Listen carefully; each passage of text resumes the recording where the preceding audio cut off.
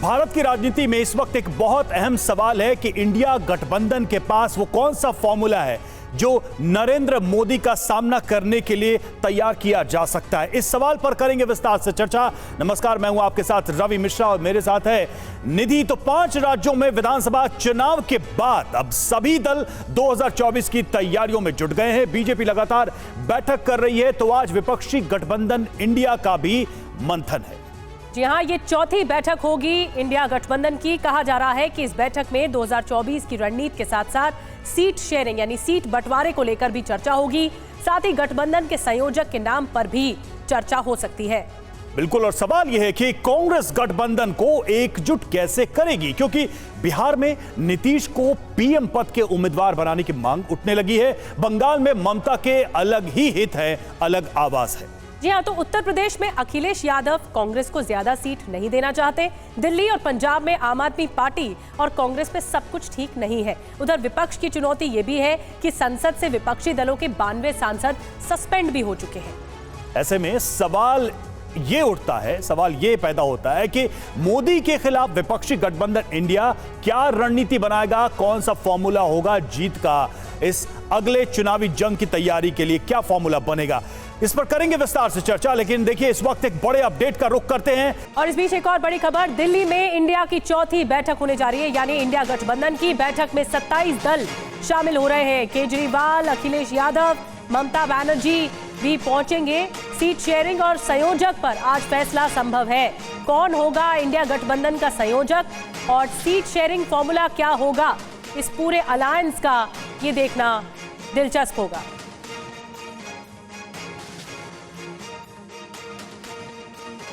तो इंडिया की बैठक, लेकिन एजेंडा क्या है? सबसे पहले एजेंडा पर आपको बताते हैं विस्तार से डिटेल क्या सामने आई है, क्या रणनीति तैयार की जाएगी। पहली बड़ी बात, सीट बंटवारे पर फोकस रहेगा। राज्यवार चर्चा संभव है राज्यों के हिसाब से। बिल्कुल। दूसरी, संयोजक और चेयरपर्सन के नाम पर चर्चा संभव है। इन 2 पदों के लिए कौन से नाम होंगे, इस पर चर्चा संभव है। जी, और तीसरी बड़ी बात, 2024 के चुनाव के लिए रणनीति तय होगी, क्योंकि अब जो अगला चुनाव है 2024 का है। गठबंधन की संयुक्त रैली का ऐलान भी संभव है। बिल्कुल, और इस तरह से हमने ये अहम एजेंडे बताए हैं जो गठबंधन है उसके सामने ये होंगे, जिस पर विचार होगा। लेकिन सवाल यही है कि इन बैठकों के बाद से नतीजे क्या निकलेंगे। देखिए, अगले एजेंडे की बात करें, 5वें एजेंडे की बात करें, विपक्षी गठबंधन के वैकल्पिक एजेंडे पर भी बात संभव है। जरूरी बातें क्या है, जरा उस पर भी गौर कर लेते हैं। पिछली 3 बैठकों से इस बार हालात बिल्कुल अलग है, डिफरेंट है। बिल्कुल, क्यों अलग है ये भी बता रहे हैं। 3 राज्यों में बीजेपी की बंपर जीत के बाद ये बैठक हो रही है। राज्यों के चुनाव हो चुके हैं और इससे पहले 17 दिसंबर की बैठक टालनी पड़ गई थी और नीतीश, ममता, अखिलेश के इनकार के बाद ये बैठक टल भी गई थी। रवि, बिल्कुल, तो ये बैठकें टली भी थी और अभी भी देखिए अलग अलग आवाजें अलग अलग राज्यों से अलग अलग दलों की आ रही हैं। तो सवाल जस का तस बना हुआ है इंडिया गठबंधन के सामने। और इंडिया गठबंधन की बैठक से पहले पटना में लगे हैं पोस्टर। नीतीश कुमार के समर्थन में पोस्टर्स लगाए गए हैं। पोस्टर्स में क्या लिखा है, देखिए, एक निश्चय चाहिए, एक नीतीश चाहिए। अगर सच में जीत चाहिए तो एक नीतीश चाहिए। तो नीतीश कुमार के समर्थन में ये पोस्टर्स हैं और बार बार ये बात सामने आती है। नीतीश कुमार के सामने भी ये सवाल पूछे जाते हैं कि क्या वो प्राइम मिनिस्टर के तौर पर चेहरा बनेंगे इंडिया गठबंधन का। वो सवाल भले ही टाल जाते हों, लेकिन ये पोस्टर्स कुछ अलग कहानी बयां कर रहे हैं। तो देखिए पोस्टर्स पे क्या लिखा है, एक निश्चय चाहिए, एक नीतीश चाहिए, और अगर जीत चाहिए तो फिर नीतीश चाहिए। ये इस पोस्टर्स में साफ तौर पे लिखा है। मांग यही है कि अगर ये अलायंस बन रहा है और चुनाव में जाने की एक संयुक्त रणनीति बन रही है तो उसका सबसे बड़ा चेहरा कौन होगा, नीतीश कुमार। ये इन पोस्टर्स में मांग की गई है। बिल्कुल बड़ी बात है और नीतीश कुमार को आगे बढ़ाया जा रहा है समर्थकों की तरफ से। नीतीश के समर्थन में पटना पे पोस्टर लगे हैं। तो सवाल ये है कि आखिर इंडिया में किसके मन में चल क्या रहा है। देखिए, मन की बात आपको बताते हैं, अलग अलग घटकों की जो मन की बात है। उत्तर प्रदेश चलते हैं सबसे पहले। राज्य में अखिलेश ज्यादा सीटें चाहते हैं और कांग्रेस को गिनती में नहीं रखा जा रहा है समाजवादी पार्टी की तरफ से। तो ये भी एक पेच है। बिल्कुल, बिहार की बात करते हैं तो समर्थकों की मांग नीतीश पीएम चेहरा हो। लगातार नीतीश को लेकर ये बात उठती रही है। ये दिल्ली की बात करें तो कांग्रेस को हाशिए पर मानते हैं केजरीवाल, लेकिन उसके बाद उसका परिणाम क्या कि कांग्रेस को ज्यादा सीटें नहीं देना चाहते हैं अरविंद केजरीवाल। और देखिए पंजाब की बात करें, पंजाब में आम आदमी पार्टी ने पहले ही एक स्टैंड रख दिया है। आम आदमी की सभी 13 सीटों पर नजर है, ये संकेत दे दिए आम आदमी पार्टी। पेच पश्चिम बंगाल में भी फंसा हुआ है। कांग्रेस को हैसियत दिखा रही ममता बनर्जी। कांग्रेस जमींदारी संस्कृति त्याग दे, ये टीएमसी का कहना है।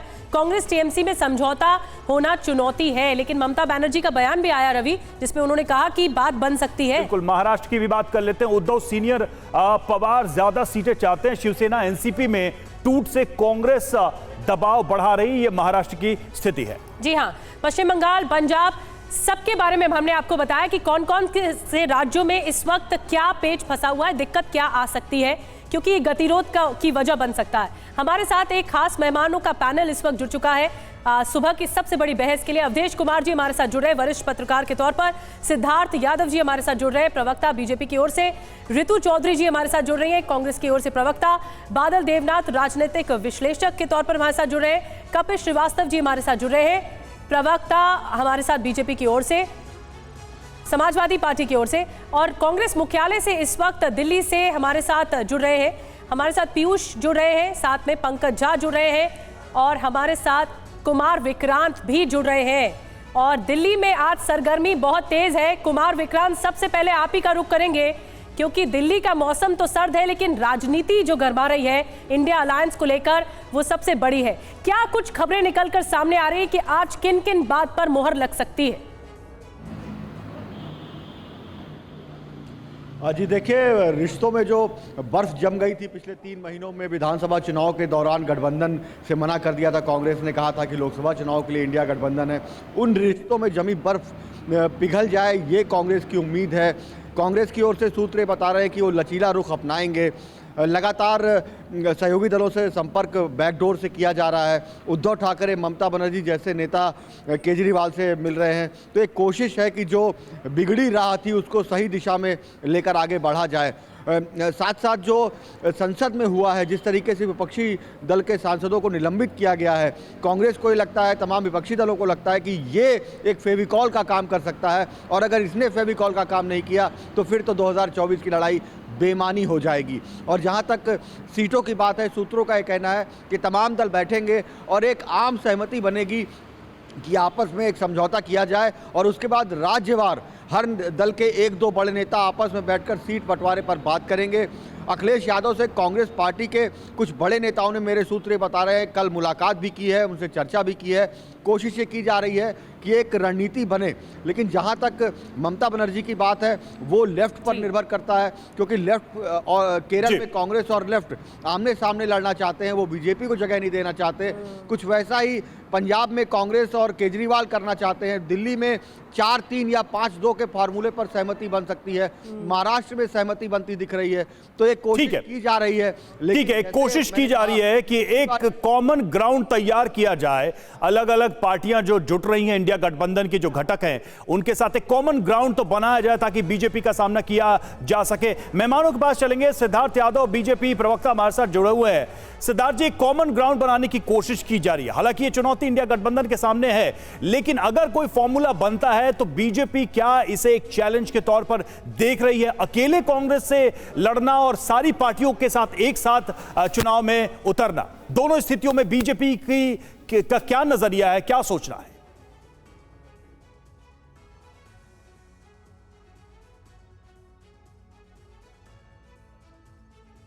सिद्धार्थ जी, अनम्यूट कर दीजिए अपनी आवाज। मेरी आवाज आ रही है आप लोगों जी, को? अब आ रही है। जी, अब बताइए। जी, मैंने कहा एक बात तो बहुत स्पष्ट है कि फॉर्मूला बस एक ही है, और वो है CSF का फॉर्मूला, करप्शन सेटलमेंट फॉर्मूला।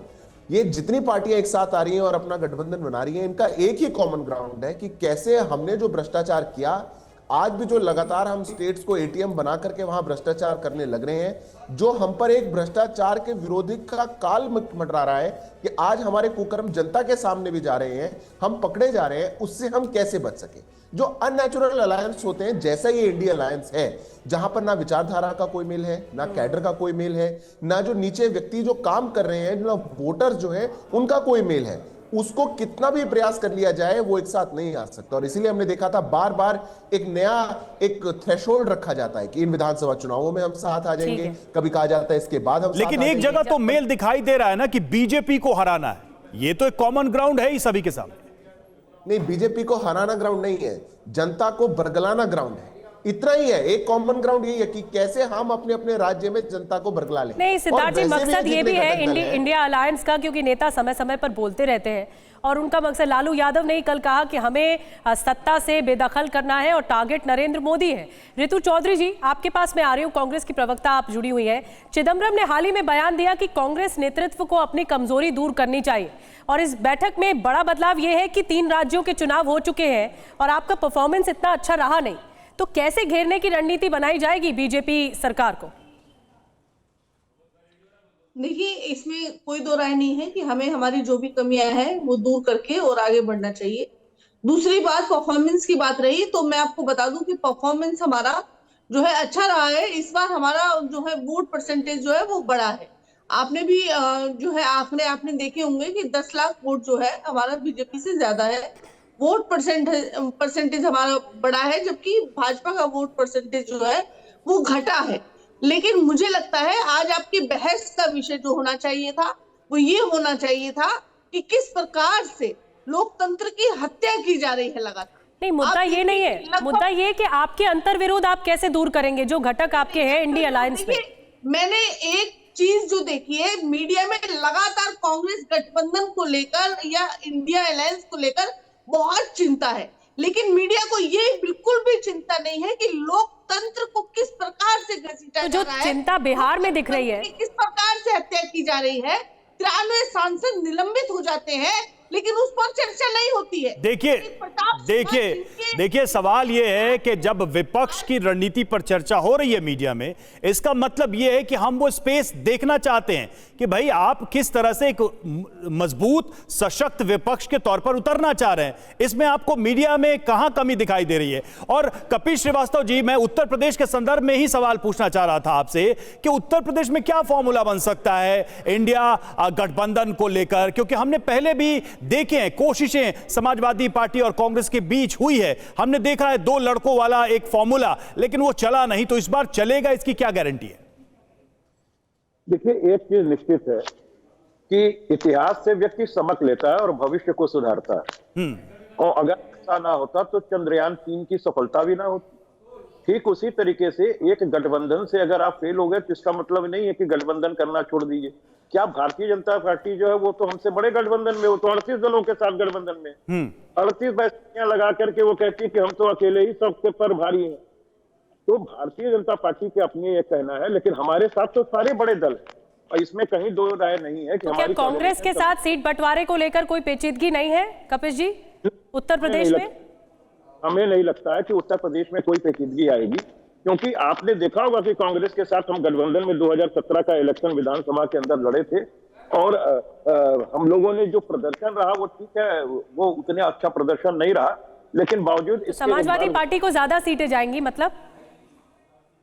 नहीं, हम तो एक बात करें, कोऑर्डिनेशन कमेटी तय करेगी और इसमें कहाँ कोई दो राय है कि अगर हम मुख्य विपक्षी दल यहाँ पर उत्तर प्रदेश के अंदर हैं तो हमारा नहीं, लेकिन सर आधार पर ही होता क्या है कि जो क्षेत्रीय दल होते हैं या फिर जो एक स्टेट की पार्टी, ज्यादा जो बड़ी पार्टी होती है वहां की, हम हमेशा ये सुनते हैं कि वहां बड़ा भाई कौन होगा, छोटा भाई कौन होगा, ये सवाल बना रहेगा। और देखिए बादल देवनाथ साहब भी हमारे साथ जुड़े हैं। बादल देवनाथ जी, बंगाल की सिचुएशन क्या है? ममता बनर्जी क्या अपनी जमीन में से कुछ हिस्सा कांग्रेस को देने को तैयार होंगी? चुनाव में आपको क्या संभावनाएं दिखती हैं? उतना हिस्सा जितना कांग्रेस चाहती है?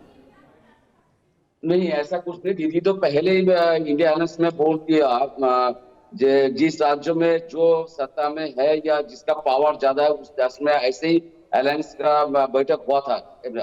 दूसरा बात है, जो हम लोग जो चाहते दीदी सबको पहले ही, वो 1 साल पहले ही बोल दिया, दीदी बोल दिया मेरा काम है सबको एकजुट करना और मैं एकजुट करने के तैयार हूँ, कर रहा हूँ। और तीसरा बात है जो हम लोग जो चाहते हैं अभी जो चाहते हैं, अब फिर भी पहले भी हम सब ने बताया, दीदी पूरे देश के अंदर विरोधियों में सबसे ज्यादा अनुभवी है। 7 बार का एमपी, 5 बार का एमएलए, 3 बार का सेंट्रल मिनिस्टर, 3 बार का सीएम। अभी पूरा देश ममता वर्सेस मोदी जी का लड़ाई देखना चाहती है, इसलिए हम सब चाहते हैं इंडिया अलायंस का मुंह ममता। तो क्या बादल जी, आप जितने कॉन्फिडेंट लग रहे हैं क्या एक बात संयोजक के मैडम, नाम पर आज सहमति बन पाएगी इंडिया अलायंस की बैठक में? ये तो बैठक में तय होगा, लेकिन जो आज जो मुद्दा होना चाहिए, जैसे मैडम ने नीति मैडम ने बताया, कुल मिलाकर 92 सांसद सस्पेंडेड मैडम, पूरा देश देख लिया। ठीक है, लोकसभा में था, ठीक है, देखिए, लेकिन मैं बीजेपी एक बड़ा ही बीजेपी जिसको आप लोग चुनौती देने के लिए एक साथ आ रहे हैं, वो एक बड़ा ही सीधा सा सवाल पूछती है कि इंडिया गठबंधन का चेहरा कौन होगा या फिर रेस में कौन कौन है। अवधेश जी, क्या ये सबसे बड़ा सवाल है? क्या यही सवाल इंडिया गठबंधन के गले की हड्डी है कि किसके लीडरशिप में चुनाव लड़ना है? देखिए, अभी बादल देवनाथ जी ने स्पष्ट कर दिया है कि ममता बनर्जी अभी सबसे सीनियर लीडर हैं INDIA में, 7 बार की सांसद है, 5 बार की विधायक है, 3 बार की मुख्यमंत्री है, तो उनकी सामने लड़ाई होनी चाहिए नरेंद्र मोदी जी से। यानी ममता वर्सेस नरेंद्र मोदी लड़ाई INDI गठबंधन के साथ तृणमूल कांग्रेस चाहती है, आपके टीवी पर बोल रहे हैं। तो यह समस्या है कि इसमें ऐसे कई नेता हैं जो स्वयं को भविष्य के या INDIA के नेतृत्व के लिए दावेदारी कर रहे हैं, और ये एक बड़ी समस्या है। आपने देखा है कि पिछले विधानसभा चुनावों में कांग्रेस ने INDIA की ना कोई रैली बुलाई जो घोषित हुई थी कि भोपाल में पहली रैली होगी, ना कोई गठबंधन हुआ, और नीतीश जी ने कम्युनिस्ट पार्टी की मीटिंग थी पटना में, उसमें कहा भी अपनी पीड़ा व्यक्त करते हुए कि अभी तो कोई INDI गठबंधन है नहीं। हमने एक बहुत महत्वपूर्ण बात, चुनाव के बाद हम जाएंगे उनके पास। एक महत्वपूर्ण बात इन चुनावों में, क्योंकि भी हाल ही में हिंदी बेल्ट के जो चुनाव हुए उसमें बीजेपी वर्सेस कांग्रेस ही रहा, इंडिया अलायंस नहीं रहा। बीजेपी वर्सेस इंडिया अलायंस नहीं रहा। इस ओर इंडिया अलायंस फेल रहा है, नाकाम रहा है अपने आप को एस्टैब्लिश करने में, जबकि यही तो मौका था आपके लिए चुनाव का। यही था कि किसी भी पार्टी की किसी राज्य में या क्षेत्र में बहुमत या ताकत है, लेकिन आपको भविष्य में नरेंद्र मोदी सरकार को चुनौती देनी है तो आपको देश में एक संदेश देना पड़ेगा ना कि हमारी हैसियत है, लेकिन हम बाकी दलों के साथ मिलकर चल रहे हैं। ये कांग्रेस ने नहीं दिखाया। ये सबसे बड़ा निगेटिव मैसेज लोकसभा चुनाव के पहले देश में गया है। इंडिया की बैठक से पहले कांग्रेस को पी चिदम्बरम की सलाह। 3 राज्यों में जीत से 2024 में बीजेपी के पक्ष में माहौल बना है। बीजेपी किसी चुनाव को हल्के में नहीं लेती है। 3 राज्यों के नतीजे कांग्रेस के लिए चिंताजनक है। पार्टी नेतृत्व से कमजोरी को दूर करने की उम्मीद है।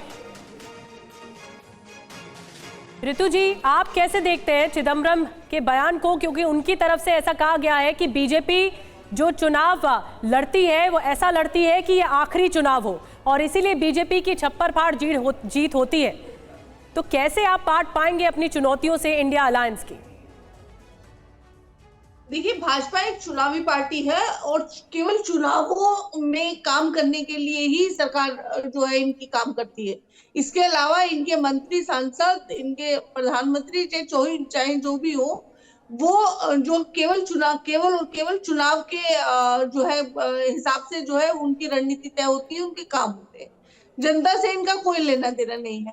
दूसरी बात, आपने कहा, चिदम्बरम जी ने कहा कि कांग्रेस को जो है काम करना चाहिए, तो इसमें तो ये तो सच ही है, कोई दो राय नहीं है कि हम जो है 3 स्टेट जो है हम हारे हैं, लेकिन उस पर हमें जो है मंथन करना चाहिए, समीक्षा करनी चाहिए, उसकी कमियों को जो है नहीं। लेकिन उनके बयान में यह इशारा था कि बीजेपी अपने जो चुनावी जो रणनीति है या चुनाव लड़ने का जो पैटर्न है वो ज्यादा गंभीरता से वो लेते हैं चुनाव को। इसका मतलब कहीं ना कहीं वो बता रहे हैं कि कांग्रेस में उस गंभीरता की कमी है।